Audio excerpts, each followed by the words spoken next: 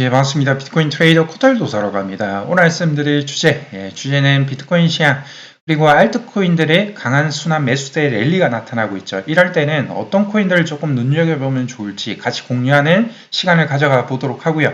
일단 비트 시장 먼저 보고 가도록 할게요. 비트코인 달러 차트 4시간 봉 차트이고요. 비트 시장 복귀 조금 빠르게 뭉퉁거려서 말씀을 드리고 넘어가도록 하겠습니다. 비트코인 가격대가 80K 부근까지 내려왔을 때 제가 만든 온체인 데이터를 보여드리면서 비트코인은 반등의 가능성이 높다라고 말씀을 드렸고 92K, 94K 매물대 소화 영역까지는 올라올 가능성이 크다라고 말씀을 드렸습니다. 결국 여기 부분에서 재차 반등을 하면서 92K, 94K까지 올라오는 상승이 나타났고 그러나 매물대 소화 영역이라는 것은 그만큼 매도 물량이 많이 나타날 수 있음을 의미를 합니다. 그래서 제가 밀릴 수 있다. 어디까지? 85.4K, 84.4K까지 밀림이 나타날 수 있다라고 말씀드렸고 실질적으로 밀림이 나타난 후에 재차 반등이 나왔죠.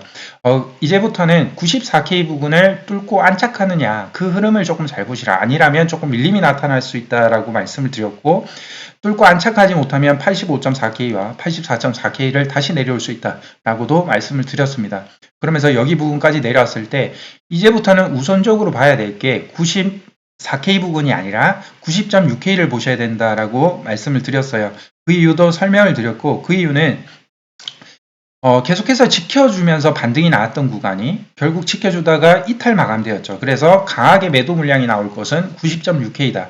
그래서 94K를 볼 게 아니라 이제는 90.6K를 보셔야 된다라고 말씀드렸고 90.6K를 계속해서 시도했으나 실패를 했어요. 그러나 제가 만든 온체인 데이터를 또 보여드리면서 84.4K는 바닥이 정해진 것 같다라고 말씀드렸고 84.4K 부분을 핵심 지지 레벨대로 보고 비트코인은 그냥 위를 보셨으면 좋겠다라고 말씀드렸어요. 그러면서 이 90.6K를 돌파해서 뚫고 나갔죠. 92K, 94K를 재차 리테스트를 한 후에 양밀림 후에 올라갈 수 있다라고 말씀을 드렸고 결국 양밀림 후에 재차 98K까지 올라가는 상승의 흐름이 나타났습니다. 그러면서 제가 말씀을 드렸던 부분이 92.1K 그리고 91.6K 부분 이탈 마감이 없다면 조금 비트코인을 위를 보셨으면 좋겠다라고 말씀을 드렸는데 그 부분이 이탈 마감되면서 하락하는 모습이 나타났죠.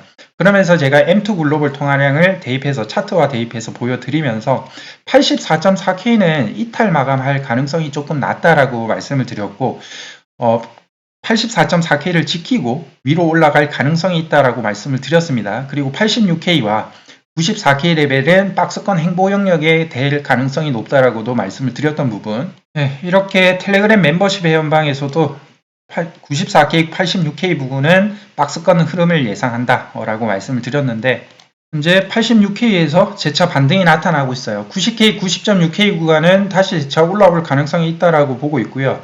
지금 현재 또 셧다운 얘기가 또 흘러나오고 있어요. 1월 30일 날 임시 예산안이 끝이 납니다. 다시 합의를 해야 되는데 요번에 뭐 충격 사건이 있었죠. 그 부분으로 인해서 조금 합의를 조금 안 하겠다. 민주당 쪽에서 이렇게 나오고 있는데 그러면서 셧다운의 가능성이 조금 재부각되고 있어요. 근데 그 부분은 다시 셧다운을 이미 한 상태에서 이미 경제적 타격을 입은 상태에서 다시 할까? 그거는 조금 제한적이다라고 보고 있고 임시 재편으로 조금 짧은 예산안을 주면서 시간을 끌 가능성이 저는 있다라고 판단을 해요. 아무튼 그 부분은 조금 잘 보시면 좋을 것 같고 1월 30일까지 예산안이 어떻게 결정이 되느냐 그 부분은 잘 보시면 좋을 것 같습니다.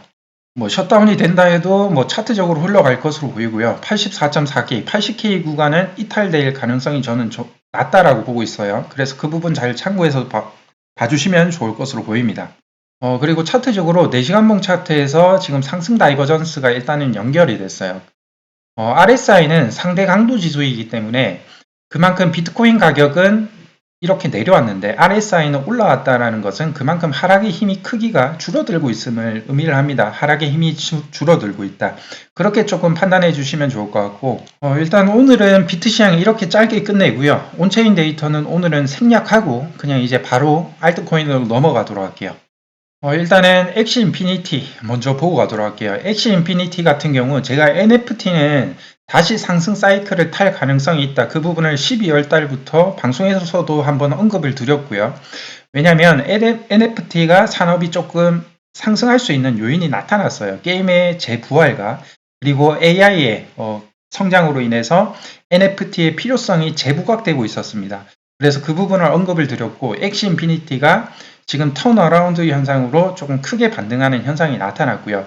텔레그램 멤버십 회원방에서도 어떻게 할지 엑시 인피니티 말씀을 드렸는데 그 부분 같이 보고 가도록 할게요. 이렇게 텔레그램 멤버십 회원방에 어제 제가 올려드렸어요. 3,500원, 600원일 때 올려드렸는데, 일단은 엑시 인피니티는 일단 거래량을 보시면 아래에서 제일 큰 규모의 거래량이 출현되었습니다.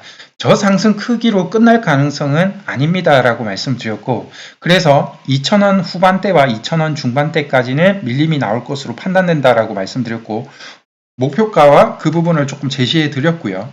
그리고 오늘 2,700원까지 내려왔었죠. 그러면서 일시적 반등이 있을 구간이다. 있은 후에 이번에 찍은 저점은 한 번 더 이탈될 가능성이 있다라고 말씀을 드렸는데, 3,200원, 3,400원, 그리고 3,700원, 4,100원 일시적 반등 여기까지는 올 수 있다. 이때는 올 매도 후에 아래에서 대기하면 좋을 것 같다라고 했던 부분이고요.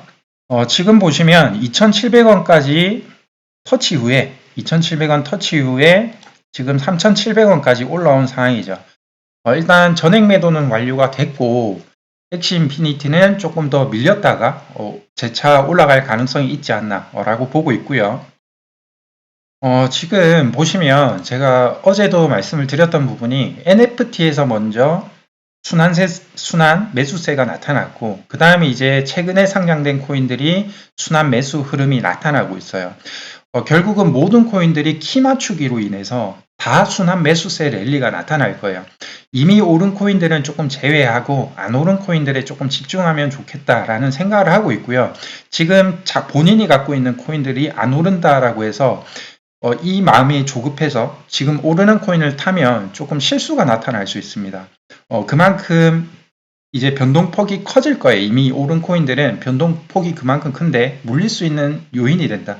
그래서 그 부분 잘 생각해서 유념하시면서 투자를 하시면 좋을 것 같고, 일단은 제가 저평가 영역으로 보는 코인들을 몇 가지 보고 가도록 할게요. 예, 특히 에이다 코인은 조금 저평가 영역에 있는 것은 맞다. 590원, 510원대에 온다면 에이다는 조금 저평가 기회인 영역이 되지 않을까 라는 부분은 계속해서 동일합니다. 왜냐하면 스테이블 코인의 확대, 이런 부분은 스테이블 코인이 많아지면 그만큼 생태계 안에서 놀아다니는 트랜잭션 양이 굉장히 수가 증가하게 되고요. 특히나 스마트 컨트랙트 플랫폼인 에이다 같은 경우는 그 수혜를 크게 받을 가능성이 높아요.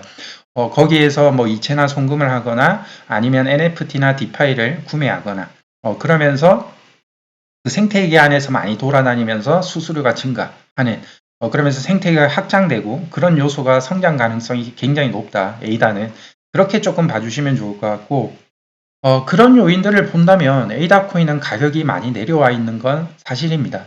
지금 현재 안 오른 알트들로 순환 상승 랠리가 나타나고 있는데 메이저 쪽으로도 이동이 결국은 될 거예요. 그 부분을 잘 보시면 좋을 것 같고, 제가 방송에서 언급드렸던 부분은 여기 부분까지 온다면 재차 밀렸다 갈 수 있다라고 말씀드렸어요. 한번 지켜줬던 레벨이기 때문에 매도 물량이 나올 구간. 한 번은 매물 소화를 했기 때문에 이제는 그 다음 매물대 소화 영역들이 되겠죠. 그래서 그 부분들을 잘 보시면 좋을 것 같고, 그 다음은 아크코인. 아크코인도 조금 저평가 영역에 와 있다. 그 부분은 사실이고요. 일단은 지금 현재 21년도 가장 핫했던 시기 때보다 거래량이 저점에서 터진 거래량이 제일 긍정적이다라고 말씀을 드렸던 부분이고, 결국은 이 부분은 매집의 흐름이 조금 보인다라고 말씀드렸던 부분, 그리고 매수 거래량이 점점 줄고 있기 때문에 이 부분이 결국은 상승의 힘으로 크게 나타날 가능성이 큽니다. 그래서 그 부분 조금 잘 보시면 좋을 것 같고, 그리고 또 하나 말씀을 드렸던 부분이 이렇게 아크코인이 조금 크게 모든 코인이나 다 동일합니다. 크게 내려오면 이평선이 확장되어서 내려와요. 근데 바닥 다지기를 하면서 이 이평선이 조금씩 좁혀지는 상황이 나타나요. 좁혀진다는 것은 그만큼 크게 시세가 분출할 단계가 왔다라는 것을, 신호가 왔다라는 것을 의미를 하고요. 뭐 다 똑같습니다. 뭐 이때도 이평선이 확장되면서 하락을 했고 바닥 다지기를 통해서 이평선이 조금씩 축소되는 상황, 그러면서 크게 올라갔던 부분. 지금도 보시면 이평선이 확장되면서 내려왔고 점점 이 바닥 다지기를 통해서 좁혀지는 모습이 보여요. 그래서 여기에서 하면서 단기 평선이 올라오고 장기 평선을 골든 크로스 한다. 그렇다면 여기에서 크게 힘이 분출될 가능성이 있다. 그렇게 조금 봐주시면 좋을 것 같고요. 특히나 아크코인 같은 경우는 상승의 힘이 조금은 클 수 있다. 왜냐하면 매집의 흐름이 조금 나타나기 때문에 그 부분을 조금 잘 보시면 좋을 것 같습니다.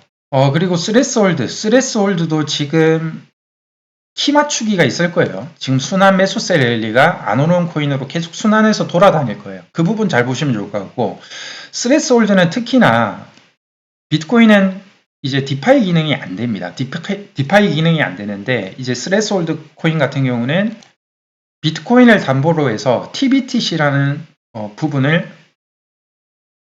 TBTC를 변환해서 디파이 기능을 할 수 있게, 그러니까 브릿지 역할을 해준다.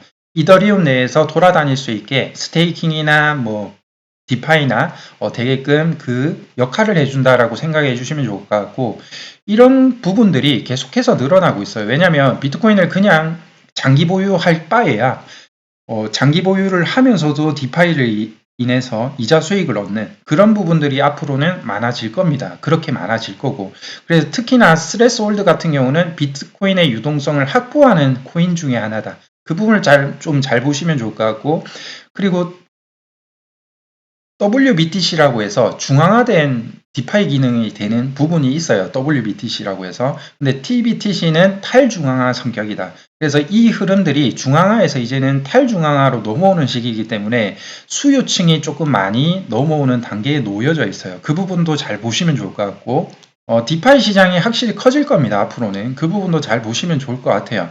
그래서 스레스홀드도 조금 잘 보시면 좋을 것 같다. 갑자기 턴어라운드 하는 모습이 나타날 수 있으니까 그 부분도 잘 유심히 보면 좋을 것 같고요. 그리고 리네아 코인도 최근에 보고 있는데, 리네아는 제가 아직 공부는 덜 됐어요. 근데 차트적으로 본다면 지금 현재 여기 부분 매물대를 테스트를 하고 있거든요. 결국 이게 밀림이 나오더라도 뚫고 나올 거예요. 뚫고 나온다면 여기 부분까지는 최소한으로 간다라고 보여지는데, 여기에서 양밀림 후에 여기 부분까지는 가는 흐름이 나타날 것으로 보인단 말이에요. 그래서 보고 있는데 리네아도 한번 유심히 보면 좋을 것 같다. 거래량이 튀긴 했어요. 거래량이 튄 애들 위주로 조금 보시면 좋을 것으로 보입니다. 아무튼 오늘 방송 여기에서 마무리하도록 하고요. 모두 다 성공하는 투자를 하셨으면 좋겠습니다. 예, 감사합니다.